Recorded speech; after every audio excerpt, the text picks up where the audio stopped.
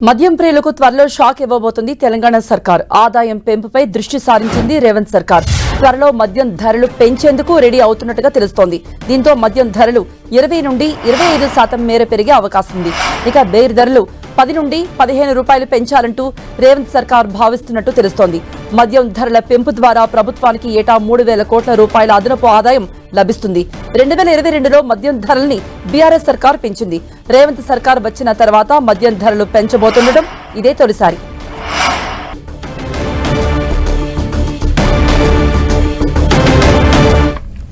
దీనిపై మరిన్ని అప్డేట్స్ ఇవ్వడానికి మా ప్రతినిధి కరుణాకర్ లైవ్ లో జాయిన్ అవుతున్నారు. కరుణాకర్, మద్యం ధరలు పెంచడంతో ప్రభుత్వానికి ఏ మేరకు ఆదాయం లభిస్తుంది? ఈ ధరలు ఏ మేరకు పెరిగే అవకాశం ఉంది?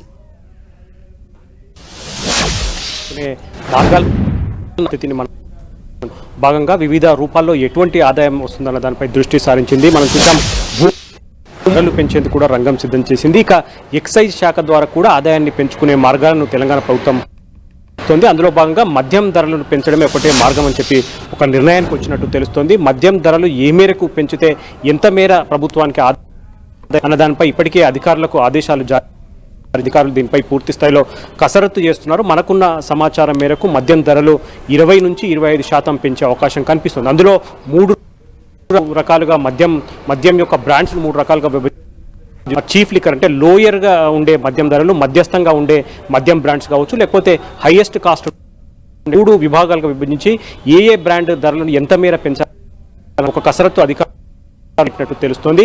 ఎక్కువగా వినియోగంలో ఉండి సాధారణ ప్రజలంతా కూడా తాగే చీఫ్ లిక్కర్ పై చాలా తక్కువ ధరలు పెంచి హయ్యర్ కాస్ట్ కూడా ఎక్కువ ధరలు పెంచే అవకాశం 5% మేర అవకాశం కనిపిస్తుంది. ఇక నుంచి 15 రూపాయలు. మద్యం ప్రియులకు త్వరలో షాక్ ఇవ్వబోతోంది తెలంగాణ సర్కార్. ఆదాయం పెంపుపై దృష్టి సారించింది రేవంత్ సర్కార్. త్వరలో మద్యం ధరలు పెంచేందుకు రెడీ అవుతున్నట్టుగా తెలుస్తోంది. దీంతో మద్యం ధరలు 20 నుండి 25% మేర పెరిగే అవకాశం ఉంది. ఇక బీర్ ధర 10 నుండి 10 రూపాయలు పెంచాలంటూ రేవంత్ సర్కార్ భావిస్తున్నట్టు తెలుస్తోంది. మద్యం ధరల పెంపు ద్వారా ప్రభుత్వానికి ఏటా 3,000 కోట్ల రూపాయల ఆదాయం లభించబోతోంది.